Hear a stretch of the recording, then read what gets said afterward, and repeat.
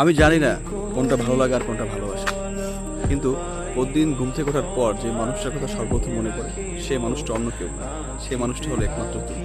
ভালো লাগে সারাদিন কাজের মধ্যে থেকে তোমার খোঁজ খবর নিতে, তুমি কি করছো, তুমি কি খাইছো, তুমি কি করতেছো, তুমি কি খাওনি, তোমার কি করতে ভালো লাগে না, সব কিছু খোঁজ খবর নিতে খুব ভালো লাগে।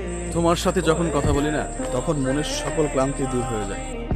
তোমার সাথে 10 মিনিট কথা বললে আমার অনুভূতিটা কি সেটা হয়তো বা তোমাকে কোনোভাবেই বোঝাতে পারবো না, না লিখে, না পড়ে, না কাউকে দিয়ে, কোনোভাবেই আমি বোঝাতে পারবো না আমার সেই অনুভূতিটা কত সুন্দর বা কত চমৎকার।